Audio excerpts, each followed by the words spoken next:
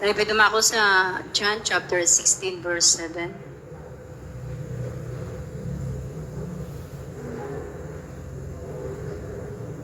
Susunod doon ay ang John 14 verse 26. Pero dito muna tayo sa John 16 verse 7.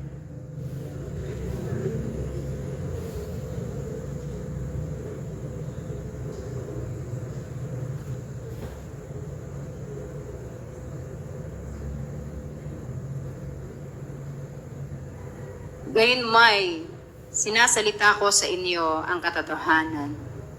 Nararapat sa inyo na ako yumaon, sapagkat kung hindi ako yayaon, ang mga aliw ay hindi paririto sa inyo. Ngunit kung ako'y yumaon, siya'y susuguin ko sa inyo. John 14 verse 26. Dadapwat ang mga aliw sa makatuwid bagay, ang Espiritu Santo. Nasusuguin ng Ama sa aking pangalan. Siya ang magtuturo sa inyo ng lahat ng mga bagay at magpapaalala ng lahat na sa inyo'y aking sinabi. Saglit po tayong manalangin. Yes, Lord. Praise the Lord. Thank you, Lord. Thank you, Lord God Almighty. Maraming salamat po, Panginoon. Maraming salamat po, Banal na Espiritu. Salamat po ng marami sa iyo. Thank you, Lord. Thank you, Lord. In the mighty name of Jesus. Amen.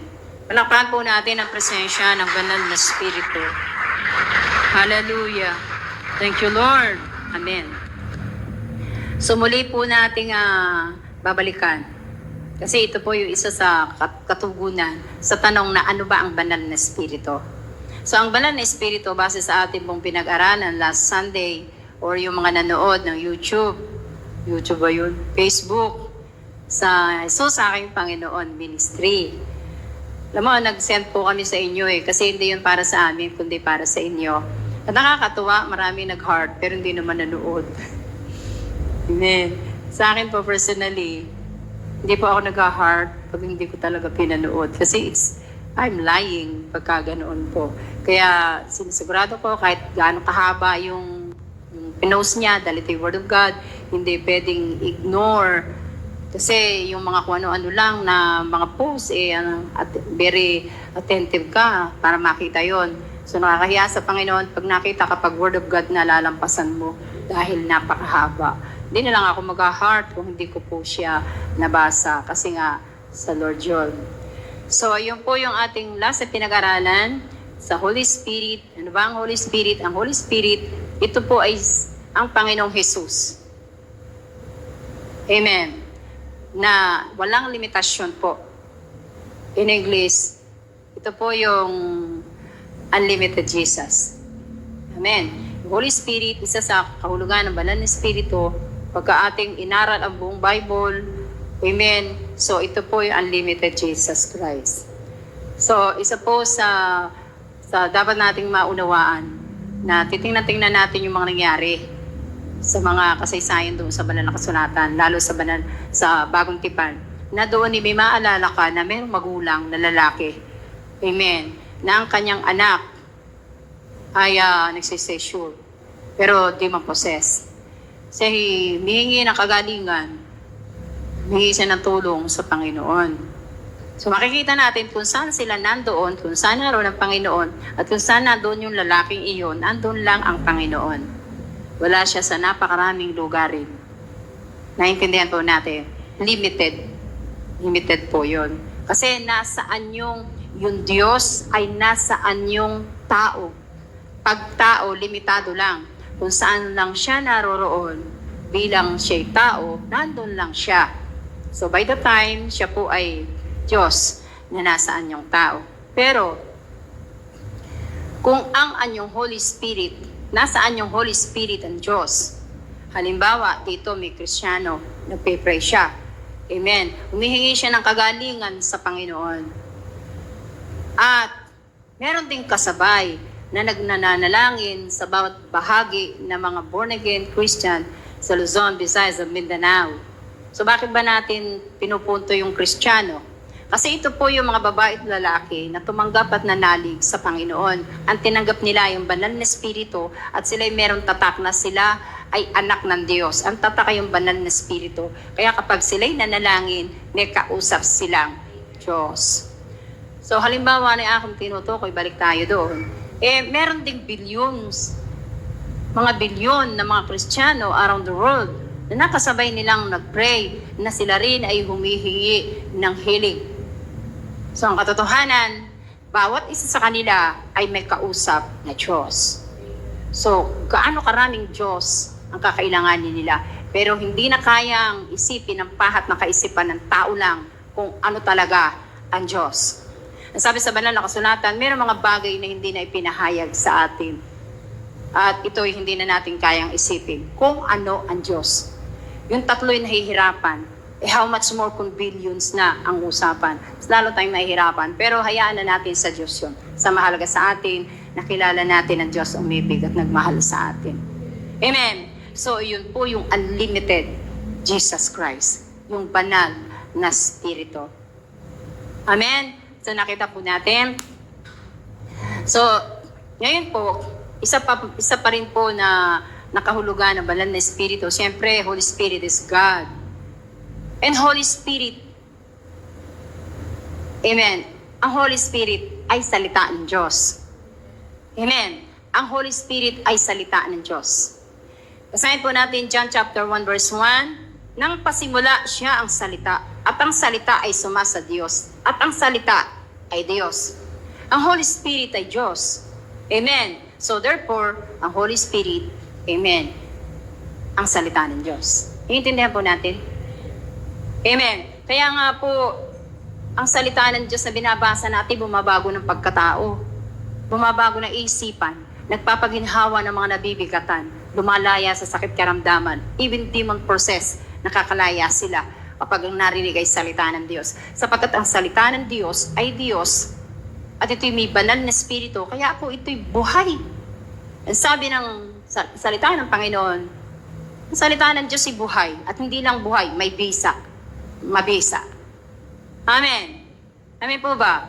Kaya tayo po, na meron tayong mga cellphone, meron tayong mga Bible apps dyan, ang dala-dala natin na kasama ng ating cellphone ay isang matinding kapangyarihan sapagkat ng salita ng Diyos ay banal na Espiritu at kapangyarihan ng Diyos. Alam niyo po ba na sa nakita po natin sa banal na kasulatan, ang kapangyarihan ng Diyos ay ang banal na Espiritu ay nandoon sa Word of God. Kaya nga po, natatagurian ang Word of God as the sword of the Spirit. Amen? So, basahin po natin dito sa Hebrew chapter 4, verse 12. Sapagkat ang salita ng Diyos ay buhay at mabisa, at matalas kaysa alinman tabak na may 2 talim, at bumabaon hanggang sa pinaghihiwalayan ng kaluluwa at espiritu, ng mga kasukasuan at ng utak, at madaling kumilala ng mga pag-iisip at mga haka ng puso Amen. So, iyan po yung salita ng Panginoon sa buhay po ng bawat isa.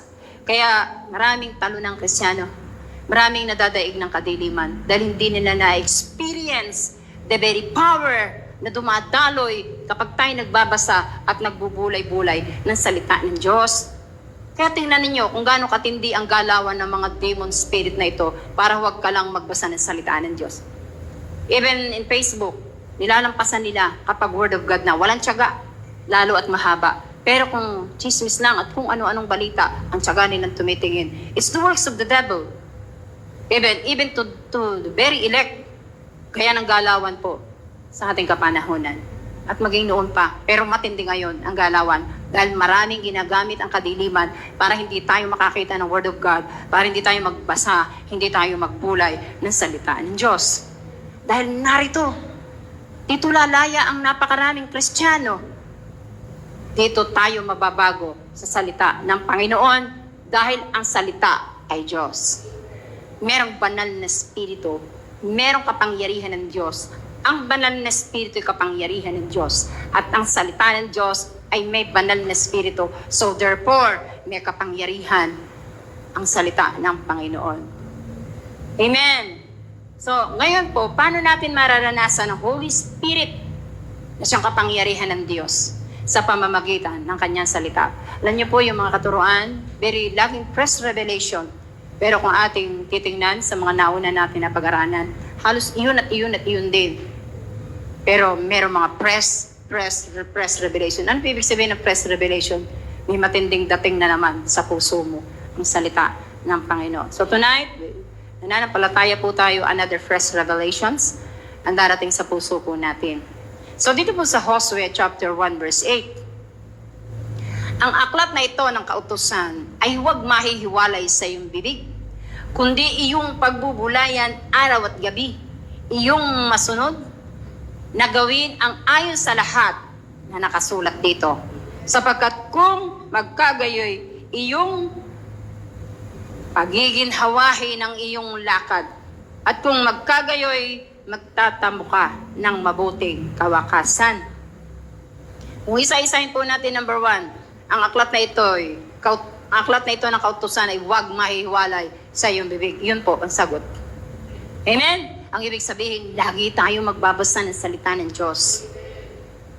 Amen? Kung mapagtatagumpay na natin sa habag at biyaya ng Panginoon, mas makapagbigay tayo ng mas mahabang panahon sa salita ng Panginoon kaysa sa mga social media, sa mga panuring walang kinalaman para lumago ang ating espiritu, sa mga panuring wala naman daloy ng banal na espiritu, hingin natin ng habag at biyaya ng Panginoon dahil sa ating kapanahonan, especially this generation, masyadong nakorap na ang ating mga desire for the glory of God. So number 1, lagi tayong magbasa. Sabi po doon, ang aklat na ito ng kautusan ay huwag mahiwalay sa iyong bibig. Kung gusto mo lang namang lumaya, pero kung gusto mo lang ganyan ka lang, walang increase, walang promotion in spirit realm, okay lang. Na yan ang nais mo. Decision mo po yan. Pero sinasabi ng Panginoon, ang aklat na ito ng kautusan ay huwag mahiwalay sa iyong bibig. Hello, it's At currently pangalawa, 7 a.m. yung pagbubulayan, araw at gabi. Sabi nga po natin noon, meditate it day and night. Meditate, sabi nga natin, ito ay haga in Hebrew word. At in English, ilalagay sa isip. Amen. To imagine. So, ibig sabihin nito, yung pagbubulayan araw-gabi, isip-isipin mo yung binasa mo. Amen. Ang ilagay mong imahinasyon sa isip mo, yung mga bagay na gusto mo sa Panginoon. Yung mga bagay na nabulay mo sa araw na ito. Tingnan ninyo sa mga nagko-quiet time. Pagkasulat natin, minsan 3 pages ang sinulat mo pa eh. Pero bakit hindi mo natatandaan pag hindi mo uling titignan? Pero kapag tinignan mo na uli, double portion. Amen. Ang daloy ng banal na espiritu sa ating puso. At wala na makananakaw, minsan mo lang sinulyapan ang salita at nabulay mong word of God. Amen. So doon po manggagaling yung ating katagumpayan. Lagi tayong magbasa, isip-isipin natin. Huwag mong isip-isipin kung anong sitwasyon mo. Huwag mong ima-imagine kung ano mangyayari sa'yo dahil ito'y nangyari na sa iba. Ang imahinasyon natin, na ilagay natin imahinasyon sa ating isip, kung ano yung pangako ng Panginoon, kung ano yung word of God o promise ng Panginoon na inilagay sa puso mo na nagsilbing press revelation sa'yo na na-bless kang masyado. Ima-imagine mo, pag makikinabang po tayo talaga bilang tayo yung mga anak ng hari ng mga hari. So ngayon po, bakit natin kailangan na magbasa tayo lagi? Isip-isipin natin ang salita ng Panginoon. Amen. Kasi sabi po sa sumunod na part, iyong masunod na gawin ang ayon sa lahat na nakasulat dito. Amen. Ang ibig sabihin, kaya ka makakasunod sa lahat na nakasulat na nabasa mo dahil naunawaan mo. At doon sa pagkaunawa mo sa salita ng Panginoon. Amen. Ito po yung mangyayari. Sapagkat kung magkagayoy, iyong pagiginhawahin ang iyong lakad at kung magkagayoy, magtatamo ka ng mabuting kawakasan. Once na naunawaan mo ang salita ng Panginoon. Amen. So maraming nagbabasa. I'm really sorry. Pero ang sabi po na banal na kasulatan, sino lamang ang tumanggap sa Panginoon? Sino lamang ang tumanggap at nanalig sa Panginoon nandyan? From John chapter 1 verse 12, sila lamang ang binigyan ng karapatang maging anak ng Diyos. Amen. At ang tatak nga po yung banal na Espiritu. Kaya kung wala tayong pagkilos ng banal na Espiritu, magbabasa ka lang, magsusulat ka lang, aawit ka, walang pagkilos ng banal na Espiritu, mapapagod lang po tayo. We need the Holy Spirit of God na mag-manifest sa pamamagitan ng kanyang salita. At kapag naranasan mo na, you're so blessed because of the Word of God, you're very ready to praise God, to worship, to pray. Amen! At sinabi naman ng Panginoon, walang imposible sa Diyos. At wala ring imposible sa atin. Why? We're the temple of the authority, we're the temple of the power of God, we're the temple of the Holy Spirit of God. Amen po ba? Praise the Lord. So, pag po tayo, sabi nga po, nice ko pong basahin po muling yung buong Josue chapter 1 verse 8. Huwag mong kaliligtaang basahin ang aklat ng kautosan. Pagbulay-bulayin mo yon araw at gabi upang matupad mo ang lahat na nakasaad doon. Sa ganoon, magiging masagana at matagumpay ang iyong buhay. Ano po yung mangyayari kapag tayo nagbabasa ng salita ng Diyos? Amen. Kapag nagbabasa ka ng salita ng Panginoon, dahil ito'y salita ng Diyos, ito'y Diyos, dumadaloy ang banal na Espiritu. Amen. Kaya sa mga nagpapatuloy talaga ng pagbabasa araw-araw, mayroong pagbabago sa kanila spiritually. Amen. Sa akin ba personal na nararamdaman? Siyempre, ang tagal na nating Kristiyano, marami na tayong Bible, lalo noon. Mga Bible hindi na ginagamit dahil ngayon cellphone na. Sa kadalasan, araw-araw na ginagamit, nakakasira-sira na sila. At minsan ka pa magliliquid, makikita mo na doon sa isang lugar. Amen. Ang gusto ng kaway, tapon mo na, lagay mo na sa basurahan kasi meron na ng mga yung Bible. Hindi kaya ng puso ko. Amen. Dahil kahit sira yun, bawat salita doon may daloy ng banal na Espiritu. So tinatago ko na lang po siya at inalagay sa isang lugar. Baka mamaya ay merong magbuklat at siya ay magbasa. Amen po ba? Sinusunog nga po ang Bible ng mga taong ayaw kumilala kay Kristo. Tayo tinatago natin hanggang sa ating puso. At mag-manifest dito ang pag-ibig ng Diyos at pag-ibig natin sa ating Panginoon. So habang tayo nagbabasa, dumarating ang enlightenment, spirit of enlightenment. Amen. Yun po'y liwanag. At kung ikaw may kadiliman, bago ka nagbasa ng salita ng Diyos, hihiwalay ang dilim. Dahil hindi kaya ng dilim ang liwanag. Sabi nga itong lugar na ito, sa gabi, pag iyan ipatay ang ilaw, napakadilim. Pero once na nag-on tayo ng lights, tumatakas ang kadiliman. Dahil hindi pwedeng manaig ang dilim sa liwanag. Kaya pag tayo nagbabasa ng salita ng Panginoon, humihiwalay yung kadilimang nasa ating kaisipan. Mga doubt, fear, mga kung ano-ano itinatanim, strongholds na sa ating kaisipan. Tumatakas sila dahil hindi nila kayang tagalan ang kapangyarihan na nandoon sa Word of God because it's fire. Sabi ng Hebrews chapter 12 verse 29, God is a consuming fire. Naroon siya sa Word of God. Kaya pagkatapos naman makapagbasa, makapagbulay, matindi na ang faith mo, hindi ka na natatakot. Amen. Ano man ang bagyo, ano man ang sitwasyon, at pagkakataon, maglilingkod ka. Amen. Dahil lagi kang malaya dahil sa salita ng Panginoon. Amen. Walang makatatagal na Kristiyano maglilingkod sa Panginoon kung walang kapangyarihan ng banal na Espiritu sa pamamagitan ng kanyang salita na nararanasan nila in every day of their lives. Mga humahayo, mga nagba-Bible study, mga tumatayo po dito. It is ministry. Minsan merong nagsasabi sa akin na parang napakaselan po ng ating ministry. Hindi ko masabi kung ano sasabihin ko dahil yun yung, kung ano lang naman nire-reveal ng Lord sa atin, yun lang naman ay binababa ko sa ating kalagitnaan. Okay lang naman mag-worldly tayo dito kung talagang gusto natin pero hindi po yun ang kalooban ng Panginoon. Kaya minsan nagkakaroon tayo ng mga bawal sa worker. Gusto mo mag-worker, ito yung dapat mong tandaan. Kung kaya mo, okay. Amen. Kung kaya mo na mag-fasting ka na whole day, na Sunday, kung kaya mo mag-fasting ka every Friday, kung kaya mo na hindi ka magsusot ng mga ganito, kung kaya mo na hindi ka magsasalita ng worldly, kung kaya mo sa lahat ng mga instruction na ibinibigay ng ministry, you're very much welcome. Amen. At kanina umaga, na nilagay ang Panginoon sa aking puso. Ang tindi na appreciation niya sa lahat ng worker ng ministeryong ito. Amen. Kaya kanina, pinapray niya matindi. Pray for all of these workers of this ministry. Dahil sumusunod sila, makapaglingkod lang sa Panginoon. Sumusunod sila, kahit ano yan, kahit hindi kaya, kahit hirap na hirap kami, susunod kami. Dahil mahal namin ang Panginoon, gusto namin maglingkod sa Kanya. At nireveal ang Panginoon sa aking puso kanina, so much appreciated ang ating mga kamanggagawa. Palakpakan natin ang Panginoon.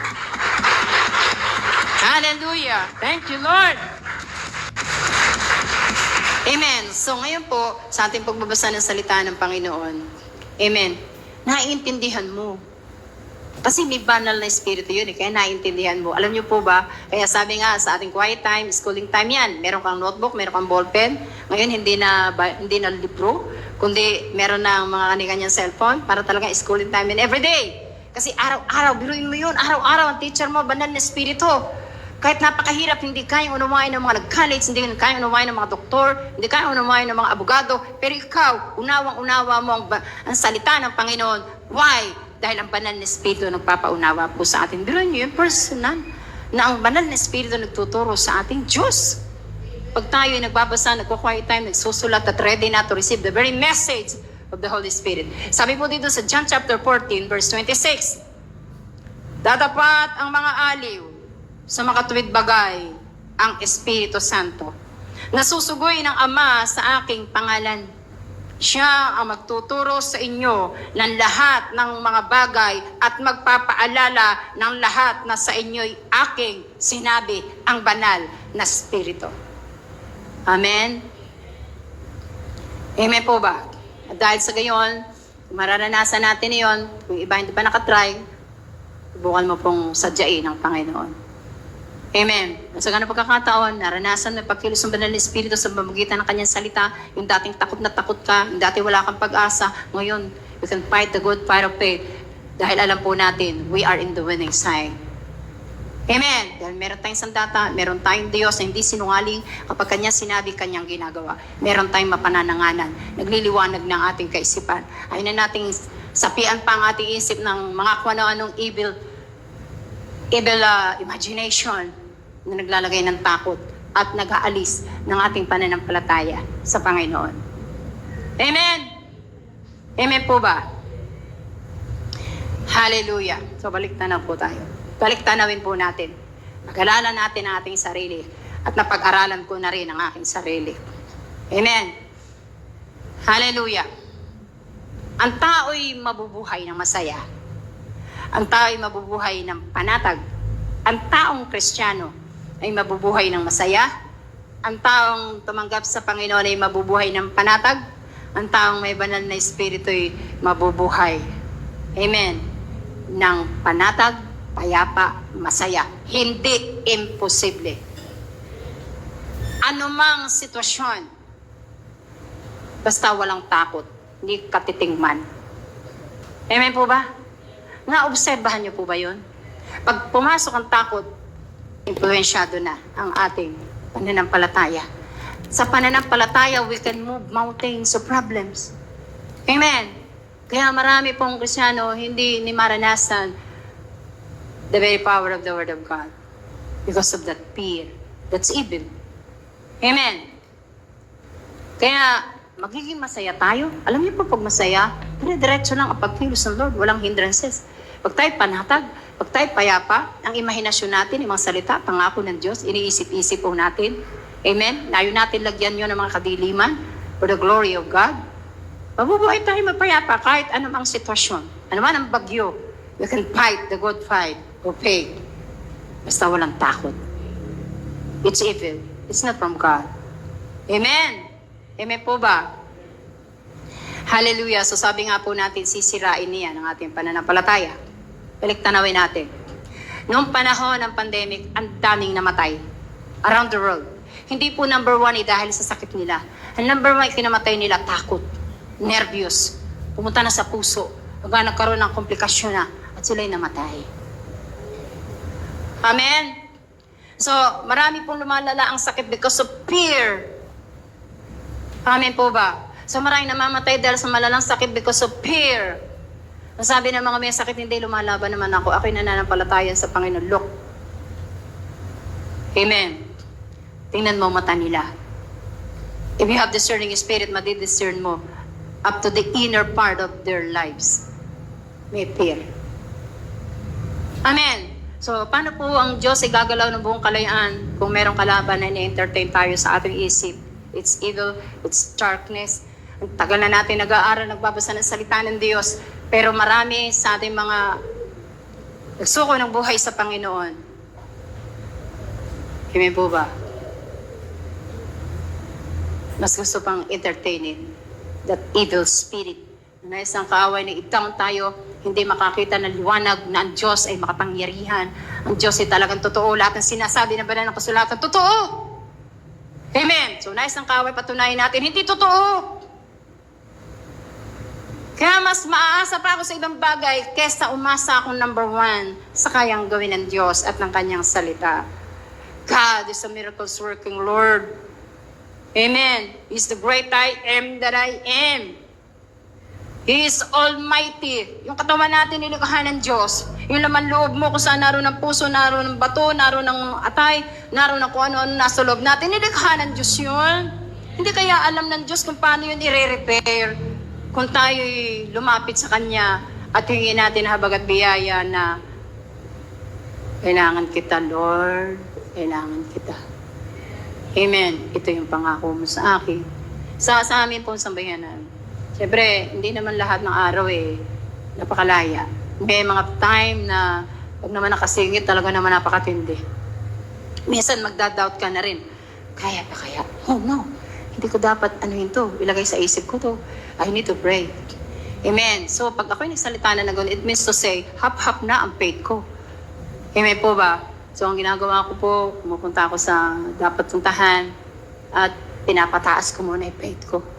I pray, I praise, I read the Word of God, sinusulat ko yung salita ng Panginoon hanggang sa ma-influensyahan na ako.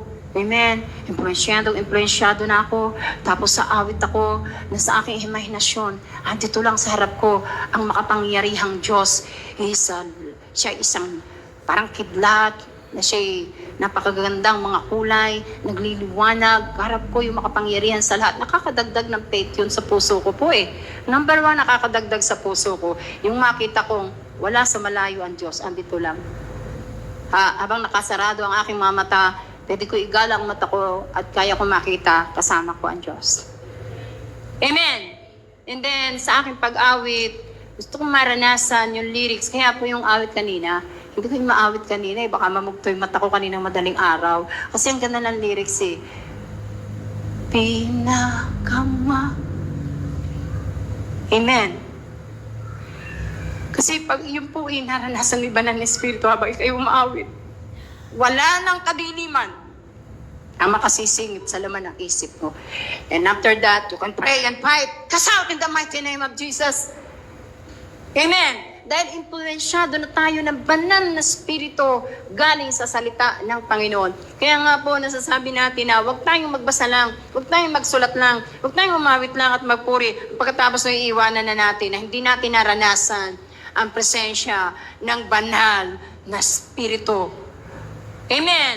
Na siyang dadaloy sa buhay natin. Ano man ang labanan, hindi papasok ang spirit of darkness, of fear.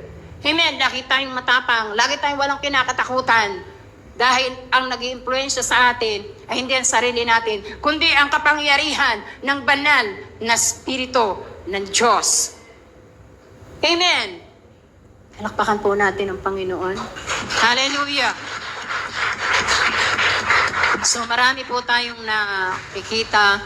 Maraming pamilya. Sino ba naman ang pamilyang ayaw ng wasak? Gusto natin laging buo. Kaya nga pagkawasak ang isang pamilya, makikita natin hindi kinaya ng lalaki number 1 na maging buo ang kanyang pamilya. Kaya nauwi sa annulment, nauwi sa divorce. Hindi, is that a joke? Na tayo nagpakasal, nagkasalan tayo? Amen, sa harapan ng Panginoon. At pagkatapos, ay Lord, sorry, mali pala. Amen.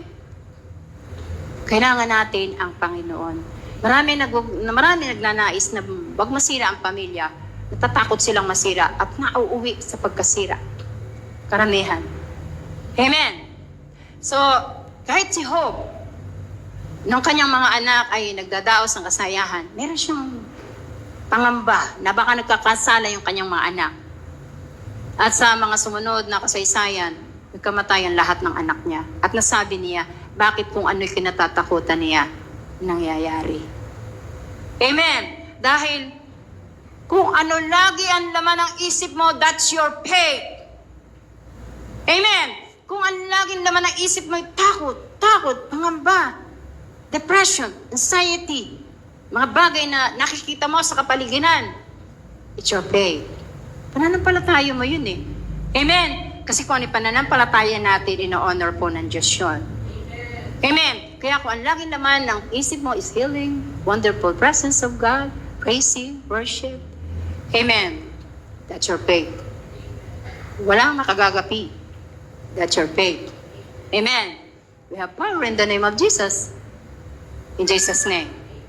Amen! In Jesus' name. In Jesus' name. In Jesus' name. We are born winner Christians. Palapakan natin ang Panginoon. Hallelujah! Thank you, Lord! Amen. Praise God. Hallelujah. Thank you, Lord Jesus. Hallelujah. So, inuulit po natin na tayo mabubuhay na masaya, panatag, payapa. Basta, ano man ang sitwasyon, ano man ang bagyo, ano man ang lindol, basta walang takot. Ni katitingman. Magkaroon ka ng isang tuldok na takot, impluensyado na faith po natin doon. Kaya sa pamamagitan ng salita ng Diyos, sa presensya ng Panginoon, gagawin ng Diyos yun. Nalinisin yun sa ating isip. Amen! So minsan po, lalo hindi pa nagsusuko ng buhay sa Lord. Sabi, magbabasa ka, nag-try naman ako, nagbasa ako ng Bible, pero talagang walang pumapasok sa isip ko eh. Tsaka, naisip ko naman, ano ba maitulong nito sa sitwasyon ko ngayon? Amen po ba? Kaya yung iba hindi nagbabasa, subalit wala tayong magagawa. Ito ang disenyo na inilagay ng Diyos para tayo lumaya at maging mapagtagumpay. Huwag mong kalilimutang basahin ang aklat na yaon. Dilid-dilihin mo yun araw at gabi. Sa gayon, masusunod mo ang lahat ng naroon. Sa gayon, giginhawa ka at magtatagumpay. Yun ang disenyo sa iyo at sa akin. Wala tayong magagawa. Amen! Palapakan natin ang Panginoon! Hallelujah! Thank you, Lord. Praise God. So, amen. Siyempre, pagka tayo impluensyado ng banal na Espiritu, mananagana tayo sa kapayapaan. Mananagana tayo sa saya. Amen. Nung po ako bagong born again, siyempre kilala nila ako sa opisina na yon. Ngayon, ako nakakilala sa Lord, sabi niya, Celine, lagi ko na lang nakangiti. Sabi niya, nahawa tuloy kami sa isip ko, nakangiti pala ako, hindi ko alam. Kasi wala nakakilala ako sa Lord, and every morning po talaga, yun ang naging lifestyle ko, sinasadya ko siya sa umaga para mag-offering. So, meron na pala mga pagbabago. Amen. Praise God. Hallelujah. So, kailangan po talaga natin ang banal na Espiritu. Ang banal na Espiritu, sa Word of God po yun. Amen? Amen po ba? So ngayon, hallelujah. Kaprasong testimony lang po. Para makita ninyo na marami tayong kahinaan. Marami tayong pagkukulang sa Panginoon. So nabanggit ko nga po sa inyo na nung bago akong born again, talaga po naman na walang katapusan, walang humpay na Word of God. Nasa opisina, may dalang Bible, nagbabasa pagkabakante. Pag umuwi, Word of God, agad. Hanggang ginagabi na ng kababasa. Sa umaga, Word of God na sabik na sabik. Amen. Sabik na sabik po sa salita ng Panginoon sa madaling araw, pupunta sa isang lugar para lang masumpungan ang Panginoon ng kanyang banal na Espiritu. Word of God na naman. Praising. Melody of praise. Prayer. Kahit sa ibabaw ng bubong, pupunta para lang maging malaya at walang istorbo. Yan po ang naging lifestyle. Hanggang dumating po ako dito sa Laguna. Amen. Siyempre, iba po doon Doon kami namulat sa ganong style. Pagdating po sa Laguna, nahiwalay ako sa mga kapatiran. Panibago na namang hanap ng panibagong mga makakasamahan. Siyempre, naninibago. At sa paninibagong iyon, naapektuhan po yung quiet time po. Hindi na ganoon kalalim. At magmula po noon, everyday, nagsasuffer ang aking kaluluwa. Dahil hanap-hanap nito yung naumpisahan ko na nung ako po'y nakakilala sa Panginoon. Lagi ko yung iniiyak. Sabi ko, Lord, ibalik mo yung dati. Oo nga, ginagamit mo pa rin kami. Pero yung personal experience ko, gusto ko yun. Amen? Yun yung mahalaga sa akin. At ito nga po, napakabuti ng Lord. Nag-try naman ako, pero yun pa rin. Nagkaroon ng revelation ng Lord, mag-3 AM o'clock kayong lahat ng mga workers. So, siyempre po, ibinaba ko sa kanila. Pero hindi ko alam, sa kapamaraanan ng Diyos, na muling bumalik yung dati. Amen. At gigising, wow, na naman ako doon. Anong oras na? Minsan, 2:30, nag-a-alarm na. Inintay ko muna mag-3 o'clock para bago ako train attendance. Noong una, syempre, nahirapan ang mga kasamahan natin. Amen. Pero diba, sanay na kayo? Amen. Diba, hinahanap-hanap nyo na? Ganitong oras, babangon na ako. Matulog na ako kasi maaga pang gigising. Amen. Pero pagdating ng oras na yon, alam niyo po, pagka nag-click sila, nagliparan yung mga heart na attendance, para nagliliparan ng kagalakang nanggagaling sa Panginoon. May anointing, yung GC na iyon. Amen! Yun po ang kahalagahan ng salita ng Diyos na may daloy, ng banal na spirito, na magiging kagalakan po natin ngayon at magpakailanman. So ngayon po, kung hindi lamang dahil sa pag-ibig ng Panginoon, sino ang tatagal maglingkod sa Diyos? Amen! Kung hindi na-impluensyahan ng salita ng Diyos at ng banal na Espiritu na naroon sa salita ng Panginoon, sino ang tatagal na maglingkod sa Panginoon? Ang daming training. Hindi ka naman pwede tumayo dito na wala kang pinagdaan ng mga training, ng mga pagsubok, na ikaw i-dinamanda, na ikaw kinagalit, na ikaw nakipag-away, na ikaw inaway. At napakaraming problema ang mga pinagdaanan. Tumutulong ka lang sa tao, pati may-ari ng lupa, nakaaway mo na. Ang daming struggle. Pero minsan po sinabi ko na sa Lord, manok ka na kaya ng iba? Kaya ako naman ay hindi kumikita dyan. Ako naman ay sinabihan mo lang na iyan ay gawin kong project. At pagkatapos nilagyan namin ng batas patakanan na magkakaroon ng ganito at sasamba sa'yo, makikinabang ka sa pagsamba nila. Ba't ganito nangyayari? So wala naman tugon. So, iyon nakita ko. Kundi dahil sa impluensya ng banal na Espiritu, walang tatagal maglingkod sa Panginoon. Pero dahil merong impluensya, yung Word of God, yung banal na Espiritu, kahit anong bagyo ang dumating, kapag lumapit na sa presensya ng Panginoon, nagbasa na impluensya na ng salita ng Diyos, muling tatayo at mamaliitin lang nila ang sitwasyon na nasa kanilang buhay. Iyon po yung kapangyarihan ng Bible, ng banal na kasulatan na ini-ignore lang po natin kapag may nagpo-post, kapag meron tayong panahon na dapat yung nagbabasa, mas gusto pa nating tumingin sa social media kaysa ma-impluensyahan tayo at mapuno tayo ng banal na Espiritu. Amen? So dahil sa pag-ibig sa Panginoon, galing sa kanyang salita, nakita natin kung gaano tayo kamahal ng Panginoon. Amen? Hindi mo paglilingkuran ang Panginoon dahil mahal mo lang siya. Kundi nakita mo ang tindi ng pag-ibig ng Panginoon sa atin. Walang iwanan. Ano man ang sitwasyon, mayaw ka man sa Kanya, siya ang gumagawa ng paraan para makalapit kang muli sa Kanya. Ganun katindi ang pag-ibig ng Panginoon sa buhay ng bawat isa sa atin. Sa tao ka magkasala, napatawad na kita, pero huwag ka na magpapakita sa akin kahit kailan. Pero sa Diyos, dami man natin ginawang mali.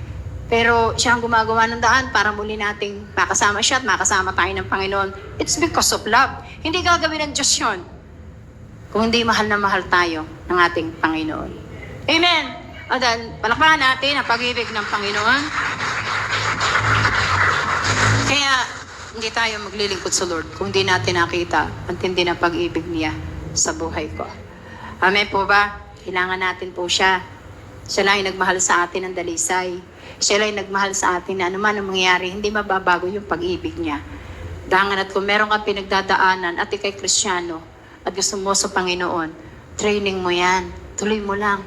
Training mo yan para ma-overcome mo ang lahat. At the end, makikita mo, kasama mo ang Diyos. Na talagang hindi nang iwan ni nagpabayaman. Hindi niya hayaan na sa pagsubok mo. Sabi nga na awit kahit dumakad man, sa daang magkabilay dali. Bangin. Amen po ba? Alam niyo ba yung awit na yun? Kahit dumakad man sa daan, magkabila-bili. Bangin. Go lang. Dahil kasama mo yung Panginoon. Lahat na yan ay malalampasan. Lahat na yan ay malalampasan. Kahirapan, sakit karamdaman, mga sinirang relasyon ng kadiliman, lahat ng mga gawa ng kaaway sa buhay ng bawat sa atin, lakad lang tayo kasama ng Panginoon. Lakad lang tayo sa kalooban ng Diyos. Lakad tayo. Sa ngayon, lumalakad ka hindi ayon sa kalooban ng Diyos. Maring masaya ka. Pero sa dulo niyan, maybe at the middle of your journey, may evil dyan na naghihintay sa iyo. Hintayin po natin makarating po tayo doon bago tayo magsisi at tayo mamuhay ayon sa kalooban ng Panginoon at tayo ma-impluensyahan ng banal na Espiritu. We will never be the same again.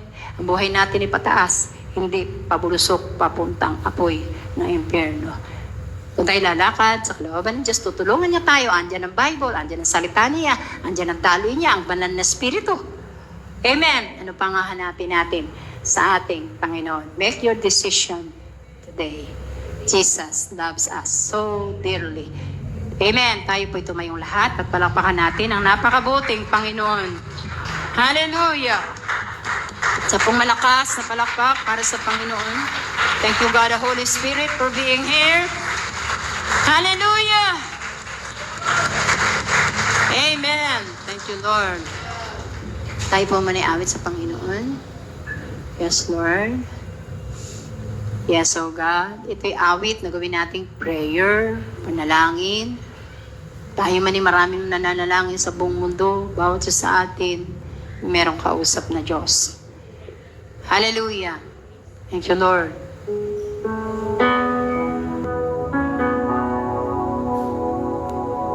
Na mahal kita, O Diyos